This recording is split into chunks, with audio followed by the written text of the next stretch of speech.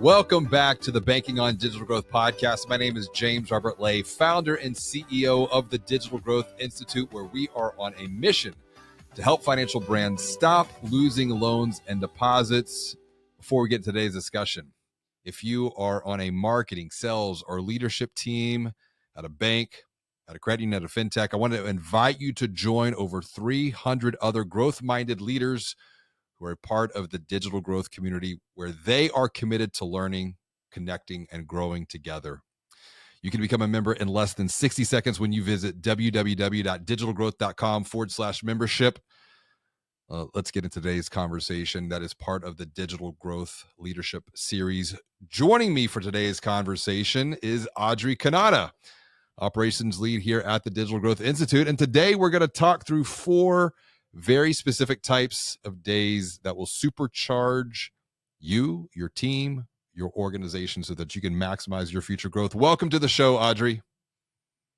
Thank you, James Robert. Happy to be here today. And I love this conversation we're going to have too. It is relevant. It is practical. It is very timely. And you've got a lot of personal experience that you can share to help others. And before we get into these specific types of days that will, in fact, supercharge personal and professional growth of individuals, teams, and organizations, what is good for you right now, either personally, professionally, or even both for a bonus?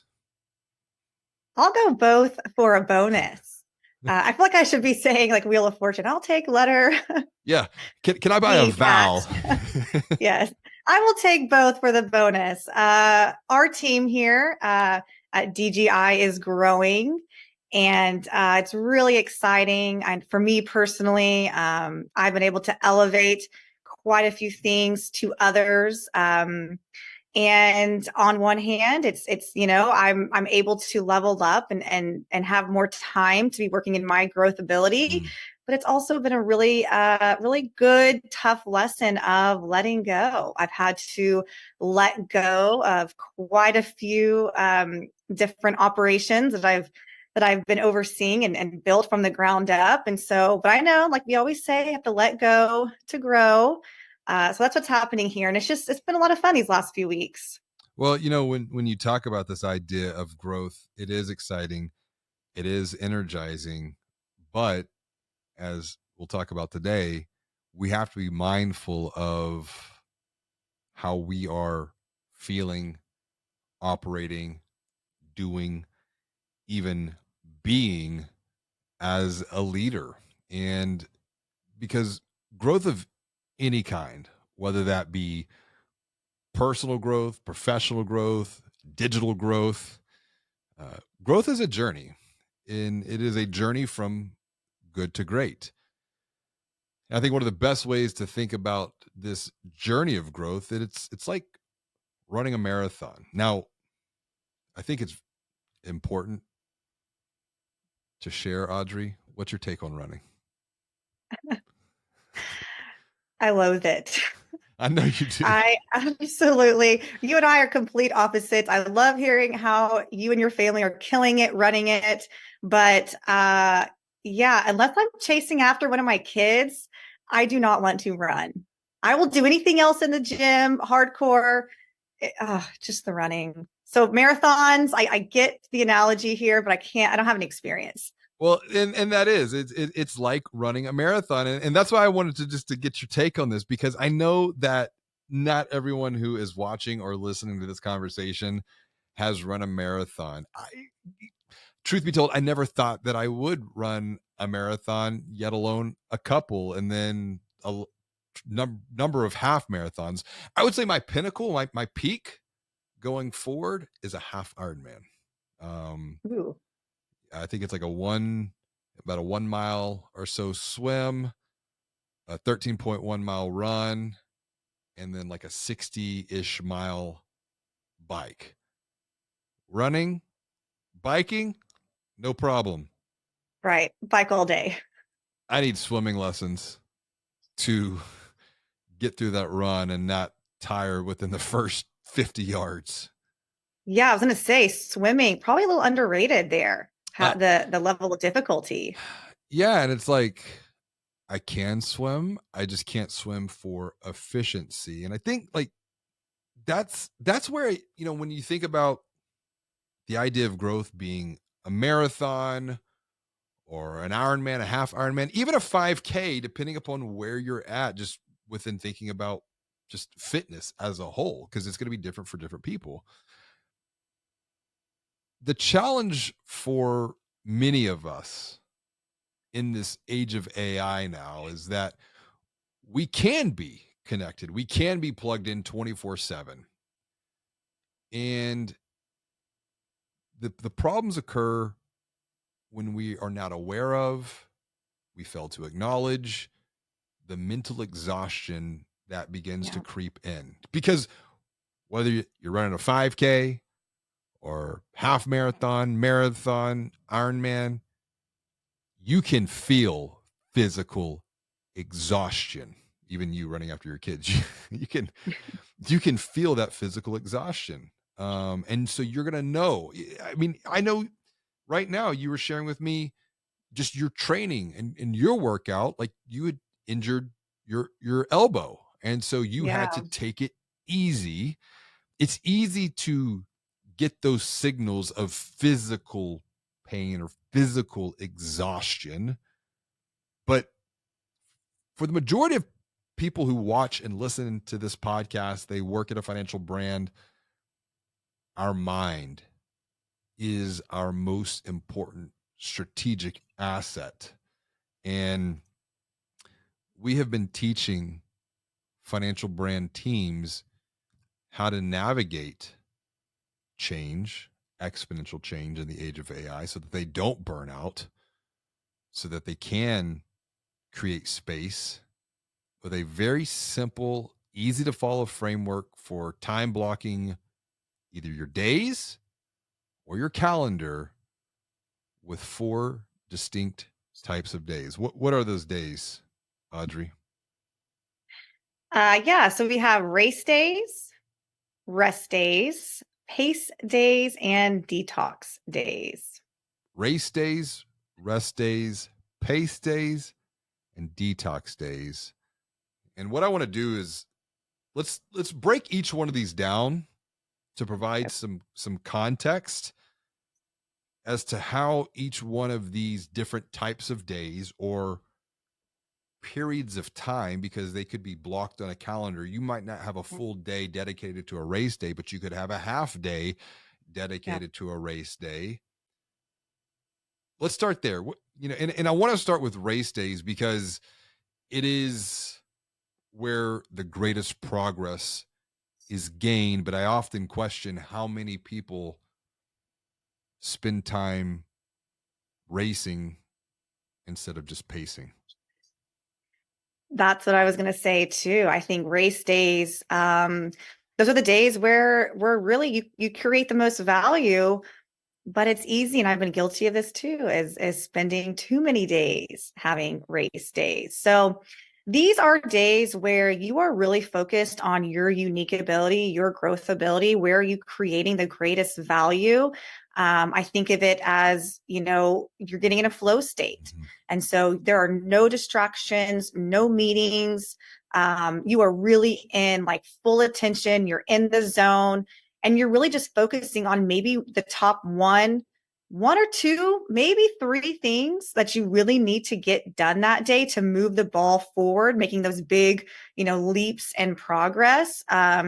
I know both of us have really tried so far this year and 2024 to block these days on the calendar and try to get one or two a week. And I know we joke because, on these days we won't have meetings with anybody. You and I will barely connect. And it's like, it was so great not talking to you yesterday. I was about to say, I don't want to see you on a No, race day. no, And that's with all due love of and course. respect, because like if we don't create that space to race, I think that's where the friction and the conflict and the tension begin to creep in. I think of one specific financial brand leader who I have been coaching on their digital growth journey, and she sent an email about just the overwhelm of meetings and not Oh, yeah. feeling like she can ever get anything done. And that's where the greatest burnout begins to creep in, because it's the burnout happens in the mind. The work that we are doing, it's more mental than it is physical, but the mental will impact the physical state of being. And to your point about flow, I was just reconnecting with a friend of mine, Max Trailer, Mm, and he was saying that he has a collaboration he's working on and was inspired, had some thoughts, and 8 hours of time passed by, and he made a tremendous amount of progress on this particular initiative. That's flow. And I'm just curious, how many people watching or listening have either A, entered into a period of flow to understand what that feels like, or maybe they've never experienced flow to begin. You've experienced flow. So maybe I think yeah. some more contextual perspective here, because flow is what leads to exponential growth. Yeah, definitely. I mean, for me, getting in that flow state, it is. I mean, it is where the hours feel like minutes, high energy. It gives a lot of dopamine. I mean, you're like on a high because you're doing what you know your unique your unique ability is. It's like what is it in EOS, the EOS model? You you like it, you get it, you want it, you're good at it. Yes. And I G know, and this is, GWC. Get it, want it, and I think the capability to do it. yeah. And I'm probably going to exhaust you just by saying this, but uh, not too long ago, I was working on creating some systems and processes because we're bringing on new team members. And so I needed to go through and really document step by step a lot of our different internal systems. And I'm telling you, I could do it all day. Like, just leave me alone at my desk, turn my music on, and the day is gone. And I love it and I feel accomplished. I get energy out of it. I made a lot of growth. It was things that were created that can last, for the long term. For me, that's a perfect example of me getting in my flow state on a race day. Yes. Now, for you, not so much. No, that's more of like I'd call pace day activities, Right. because my flow is going to come from content, curriculum, uh, coaching, making connections, quick starting. Essentially, if we're going to Hmm. fall into the Colby vernaculum, I pulled this up. This is from Medical News Today. The term flow state, quote, describes a mental state in which a person is completely focused on a single task or activity. They are directing all of their attention towards the task, and they do not experience many thoughts about themselves or their performance. Some people refer this to informally being in the zone. Yes. And the reason it's so important, particularly when we're thinking about leadership here, come back to this definition. They're focused on a single task. They're directing all of their attention towards the task. How easy is it to now get pulled off focus with dings and bings and buzzes and inboxes, all of these other elements that would not allow us to enter into this hyper performance state where we achieve exponential growth. But you touched on something too, the dopamine, the Hmm. feel good chemical, and you feel good about what you're doing and the Hmm. progress that you're making. Now, on the flip side of the spectrum, you've got these race days. It's also important to think about, okay, well, after you have run a race, whether it's a sprint or a 5K or a half marathon, marathon, Ironman, you have to rest and you have to create time to just recover.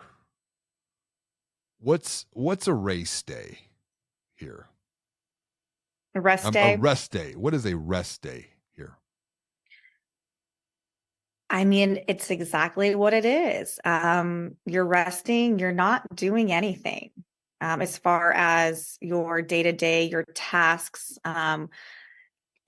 you're giving yourself room to just think, giving yourself room for thought. And that's something that came out of a book I just read, Mm, Don't Believe Everything You Think, and how it's so important to give yourself room for thought. Um, without the rest days, you cannot operate at 100% during your race and pace days. hmm And you might think that you're being an all-star and a hero because you're working through, you're not resting, but it's gonna end up costing you. And I have quite a bit of personal experience there when you don't honor those rest days. I mean, discipline. You really have to be disciplined. It's easy to discipline yourself to like do things and to make progress and to go out and to, exercise or whatever.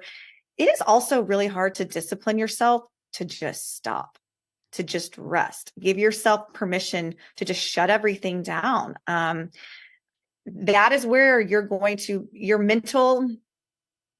end up saving your mental energy, but you're also giving yourself room for thought because you're shutting down. And I think you can probably elaborate on that a little bit more, but it's these moments when you're not doing where you have these natural, wonderful Oh thoughts. my gosh. I think about whenever I had a couple of race days in Costa Rica back Hmm. in 20 it was the fall of 2018, and it was almost like I got a download to write banking on digital growth. Like it became 100% clear of the framework, the structure. Now there was a lot of gaps that had to be filled in, but there's a tremendous amount of creative energy that came from resting.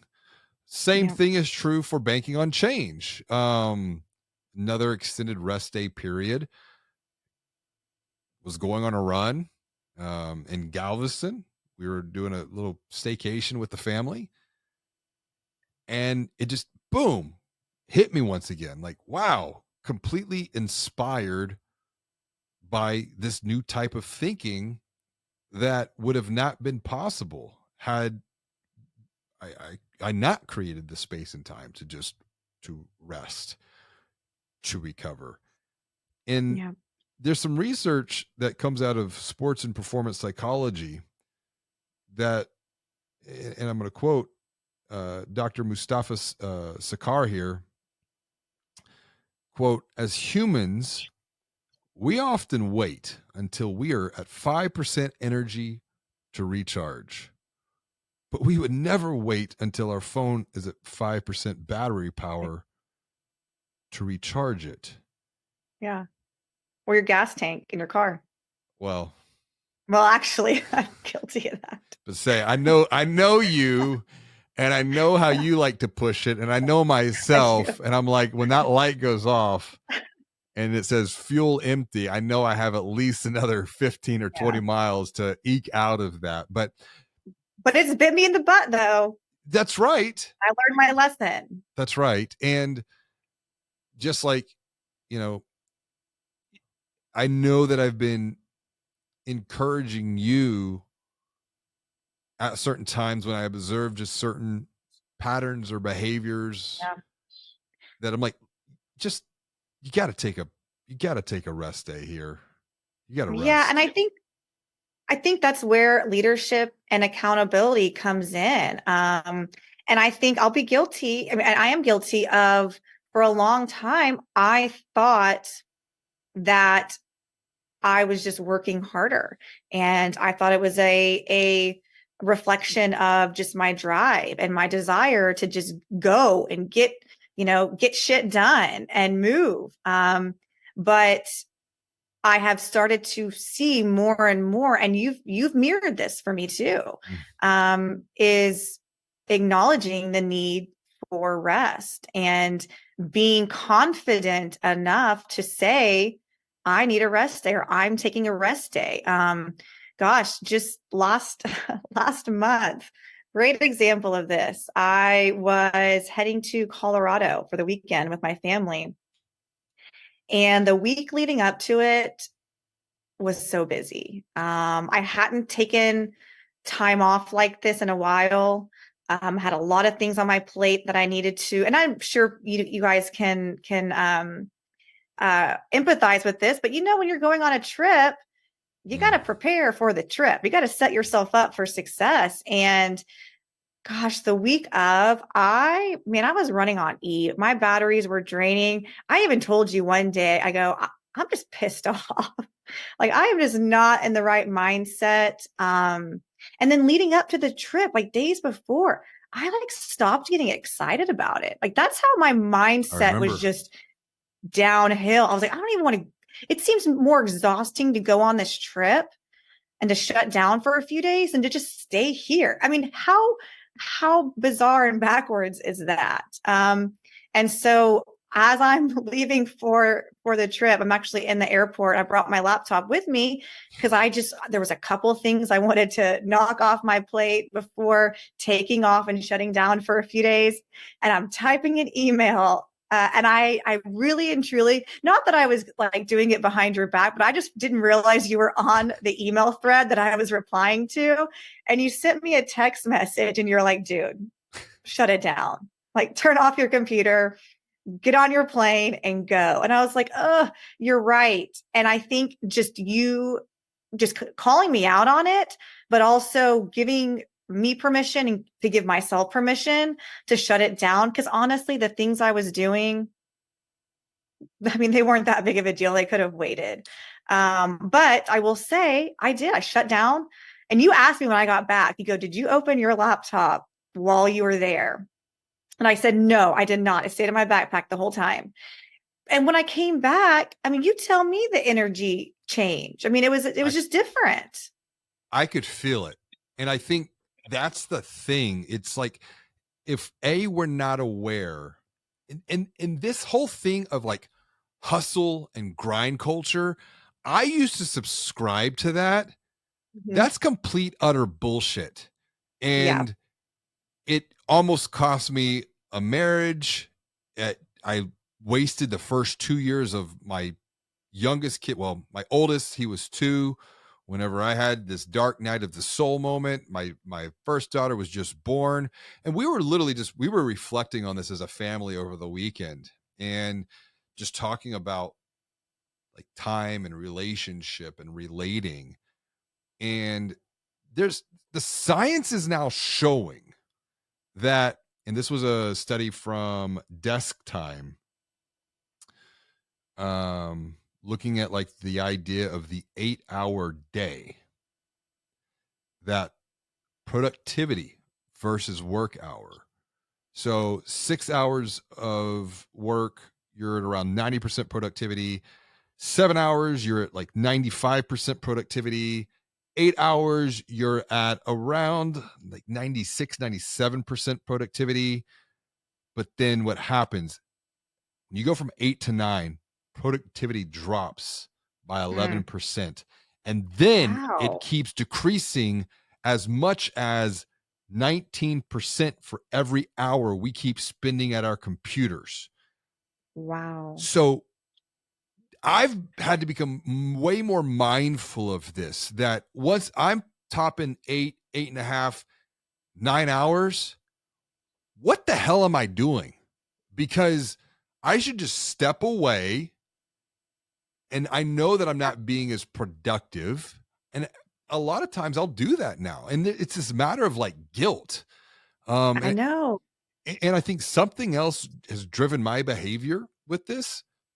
I'm very competitive, and I've always been a bit of an underdog. And this goes back to me playing basketball growing up, where my 8th grade basketball coach said, Coach Boudreaux was his name. He said, J.R. Lay, you're never going to play varsity ball, son. You should just quit now. I'm like, dude, you're a freaking jerk. I'm going to, I'm going to prove to you that not only am I going to play, but I'm going to be captain. I put that in my mind in 8th grade. And first one in the gym, last one out of the gym, Yeah. was never the fastest, could jump the highest. Let me tell you, I would Can work the hardest. outwork and outgrind you and just wear you down mentally. I mean, like defense was Yeah. my thing. Because I know the mind game here. And I think that's the thing. When you are a high functioning, highly driven leader, we have to start to question, why are we the way that we are? What's the driving force behind us? And it's not a right or wrong, it's just creating that sense of awareness, knowing that productivity is going to fall off of a cliff, and that's Yeah. where we're going to be busy, but are we really being productive? And I think another point, and I believe you put this in your in Baking on Change, the quote from Adam Grant about Yes. sick, Yes. working when you're sick. So he said, and I have this quote right here. Working when you're sick is not a symbol of commitment. It's a symptom of a sick culture. In toxic workplaces, rest is a sign of weakness. You're expected to sacrifice yourself for your job. In healthy cultures, rest is a source of strength. Wellness is vital to doing your job. Yep. I love that. And we also have to be very mindful of generational shifts here, um, and how that's going to impact work. Because I Yeah. think about like different generations, they might call other generations lazy or they're not motivated. Um, and I I think there's some observations too. For example, the child to parent relationship. Like I saw my dad on his computer all the freaking time at home. Um, well, guess what behavior I model? And my wife Hmm. is really trying to help me reframe this. Like, don't Yeah. like you have to be mindful of what you observed and what you're modeling here. And yeah, my kids see me on the computer now, but it's one of those that I'm way more intentional. Like, if they need me for something, I close it, Yeah. because if that screen is open, then I'm not really fully paying attention. And so Yeah. shut the laptop. And that's the thing. When we talk about shutting things down on these rest days, to have a good rest day, and I know it's going to give some people anxiety, but I think I know what you're going to say. all be disciplined to do difficult things, Yeah. because that's where the biggest growth happens. And I've been here and I know what it feels like. And I learned this from my time in strategic coach. Hmm. A rest day means no work from midnight to midnight. That means no email, no business books, even, and no business podcast. Why? Because if you listen to the business podcast or you read the business book, then you're going to turn on that part of your brain, and then your brain is going to start processing. Just gotta You gotta shut the laptop, you gotta turn it off and step away. And Yeah. It's hard. it's gonna give that anxiety. I even think about whenever Delina and I, we got married and we went on our honeymoon. We went to St. Lucia, stayed in a little boutique hotel called Ladera. It was up on a 1,500-foot ridge between the Piton Mountains. There was no fourth wall. This hotel is exposed to the elements. Call it glamping. Yeah. No TV, no phone in the room. And the only way you could get internet access back in, this was 2006, was on a little computer down in the lobby. Hmm. Guess who was down in the lobby on their honeymoon checking email? This guy was. And I thought it's what I had to do to stay competitive at the time. And in Yeah. hindsight, was could there have been a better way? Knowing what I know now and having reframed my relationship with technology to where I have a dumb smartphone. Yeah. I don't have email on my phone. I don't have social media on my phone. I don't have an internet browser on my phone. And when I tell people that and they're like, and you do what you do, I'm like, yeah, that Yeah. means it's completely possible. Yeah. So that's It's hard. that's a good race day, no work, or that's a good rest day, no work midnight to midnight. Which then brings us to, well, what do you have to do to have a really good race day? And what do you have to do to have a really good rest day? Enter the pace day. What are pace days here? Yeah, so pace days, I like to call these like the ticky-tacky days. This is where you're setting yourself up for the ankle biter stuff. Yes. You're scheduling, you're checking your emails, you have meetings, you're making your bed, so to speak. Mm-hmm. You can think of it, and when we're talking about exercise and fitness and marathons, this is like your stretching. This is like your warm up. You have to do this. You have to stretch and warm up. We're going to have an injury during your race. So this is all those things that may not feel like a lot, or as far as you're not getting a lot of making a lot of value, or you're not making a lot of progress, but you still have to tie up these loose ends. And it's been helpful for me to really like focus this time in like a time block just to get all my crap done. Yes. You know what I mean? Well, And know and give myself permission. Hey, look, today or for this chunk of time, you are just taking care of business. You are just getting things in order, setting yourself up for success. Don't give yourself a hard time if you don't make major progress in one of your goals or one of your areas. You're just doing the housekeeping. That's another a good phrase. It's your housekeeping items. So having these in between those race days will help you be that much more focused and not distracted. So like for me, I like to do my pace days ahead of the race day so that I can go into my race day feeling really good about blocking everything off. Like if I don't answer an email, I feel good because I know that I took care of all that yesterday, and whatever emails come in during my race day, I can attend to either later on that evening or the following morning. well, if you think about pacing and in relationship to running or training, these are kind of the boring runs. Yeah, Um, but this is what builds it's what builds your endurance. sure. And your race days and your rest days are only going to be as good as your pace days.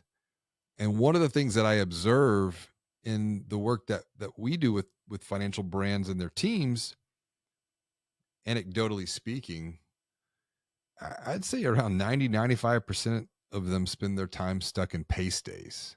I agree. And they never get to a good race day where they get real deep work done. They never have a meaningful rest and recover day.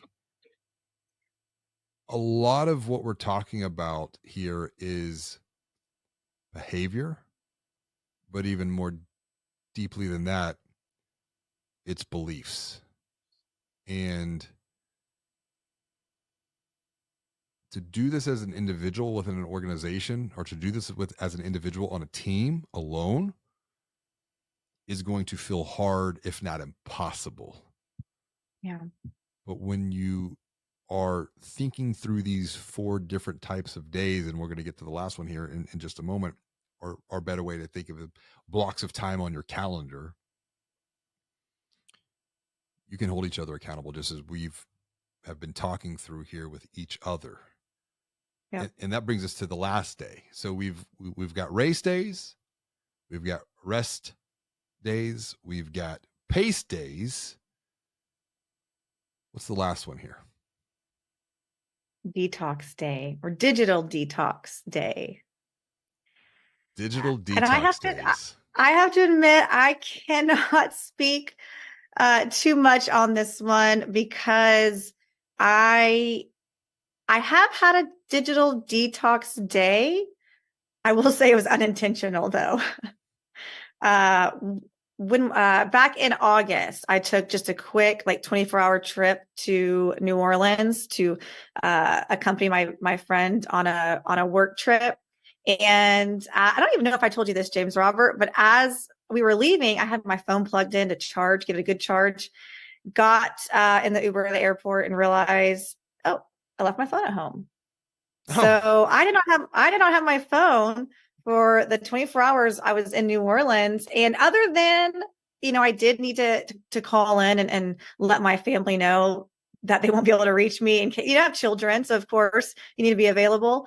But other than that, I mean, it was nice. It was nice. Now, I will say I was out doing things and socializing. So it wasn't like I needed my phone, as that source of socialization. But that's the most I've done for a digital detox day. well, this is something that has been an ongoing experiment and expansion of just my own personal growth here, which is one of the reasons Yeah. I really encourage and challenge people to do this.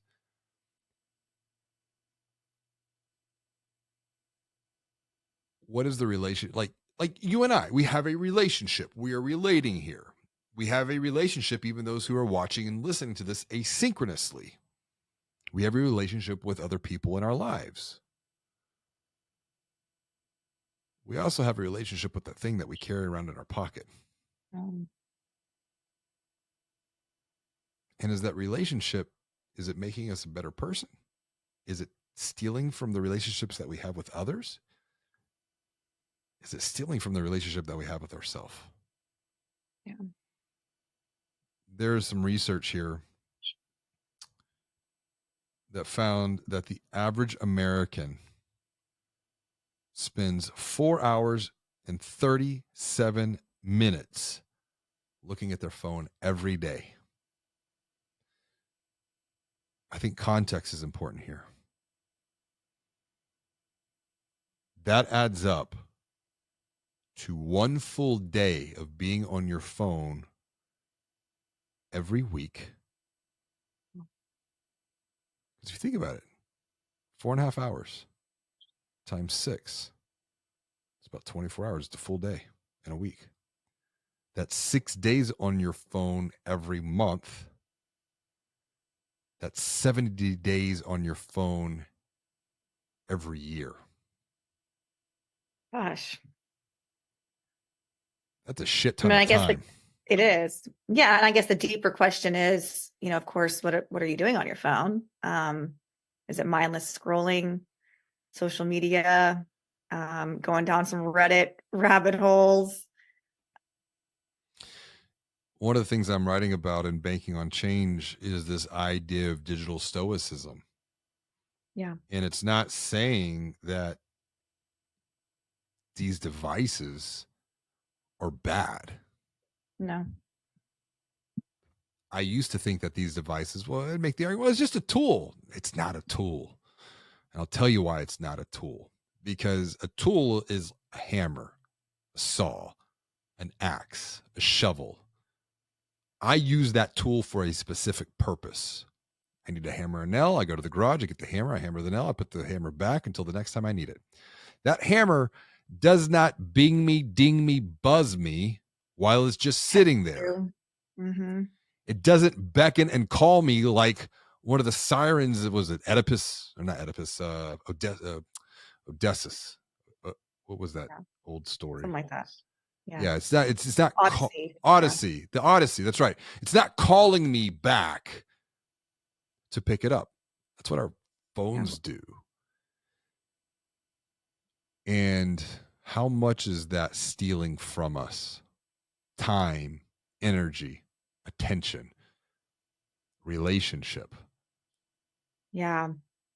I have tried more and more to be very mindful, especially in the evenings or the weekends when I have my kids, and not being on my phone. And I've started to like make it a point, if they see me just on my phone, to say, oh, I'm reading. I'm actually reading a book right now, or I'm typing notes. Like I'm actually doing something productive, because I don't want them to think that I'm just being sucked into this phone for entertainment, social media scrolling or whatever. Like there are productive things that I'm doing that are on my phone versus my computer or anything else. But I have really tried, and I know I can do a much better job and of having a digital detox. But yeah, I just think a lot of it about like my kids and what they're seeing and what learned behaviors they're subconsciously having. Well, you recently shared a podcast with me that I want to say it Yeah. was 17-year-olds. The average amount of time a 17-year-old spends on a screen is, I want to say, was it nine hours a day? So that Yeah. 4 hours and 26 minutes is the average American, but then you go down into like different sub demographics. This is a deeper point of like, how is this rewiring our brain? And there are just, I would say, three practical questions to ask yourself.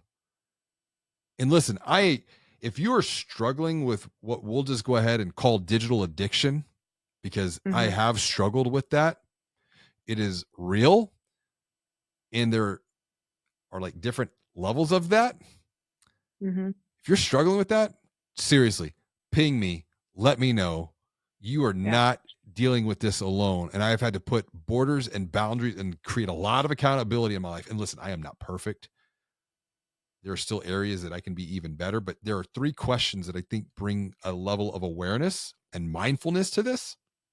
And two, a lot of this is rooted in the work of Dr. Gabor Mate, on the subject of addiction. Dr. Gabor Mate, he poses the question: ask why the pain, not why the addiction. And it's Yeah. from Yep. that type of thinking I want to ask these three questions here. What are you looking for when you pick up your digital device? Are you looking for attention because you're feeling lonely? Are you looking for validation because you're feeling low? Or are you looking for distraction because you're just bored? And I think if you can just bring some mindfulness of every time you reach down to pick that thing up, why? And Yeah. don't judge yourself, don't criticize yourself, just to create why. What am I looking for? And I'll be the very first one to admit, if I look back on my past, I'd pick up the phone for all three of those. I was lonely. Sure. I was low. I, I was bored. And I'd say deeper, I wasn't comfortable with myself. Yeah. So, And being still. That's one of the things I'm working on right now. I have, I've got two kids, single mom. And so I'm either on, like I'm 2 to 1, I'm outnumbered, mhm, but then I've got days where they're gone yeah, and it's just me in my house. And I've really had to struggle. Like I have struggled, and I've had to really like learn how to just practice being still and being quiet and not going straight to my phone or something else for a distraction, because I was bored, because I didn't know, I was uncomfortable not doing anything. Um, and I think creating that time of just quiet, I've really, I mean, and just in the last couple of months, and you know this, James Robert, practicing just being quiet and just being still. And I've yeah, had some really beautiful thoughts and thinking, and I've made a lot of progress, just on my own mental health by having that time yeah. and not by resorting to distractions or attention. Stillness is the key by Ryan Holiday. Yes, it's in my queue. As as we start to wrap up here, what's your recommendation?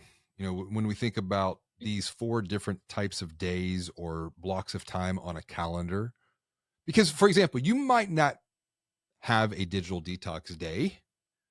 but could you have a digital detox 4 hour period of time, eight Sure. hour period of time? What would that look like? How would that feel? So if we think about race days, rest days, pace days, detox days, what do you recommend someone who is watching or listening to this conversation do next on their own journey of growth? I would say look at your calendar, and start blocking some time, and honestly, do it with your team. I know it's so much easier for James Robert and I to do this together. We plan our race days on the same day, so it's like we know, Wednesdays, for example, we're not having any meetings. We're by ourselves. We're getting deep work done. We respect that. We honor that. We encourage that, and then give yourself permission to block off those pace days and know, okay, you know what, today I'm just getting some shit done, and Yeah. that's okay. Um, and then honor your rest days on the weekends. And like you said, for the digital detox, you don't have to go an entire day without your phone, for many reasons. But yeah, give it a try for a couple hours. See how you feel. And those are fantastic ideas. Maybe even before, just do an assessment. Where are you at Yeah. today? Where are you investing your time? Where are you spending your energy? What are you paying attention to right now? I heard some really timeless wisdom from a couple that Delina and I, we went through marriage prep, and they're probably well into their 80s at this point.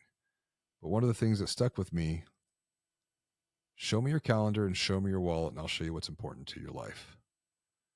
And I have to continuously come back to that and reset and level set, because things do get wonky from time to time when I am not aware. And that's typically when I am tired, I am Yes. drained, I am exhausted.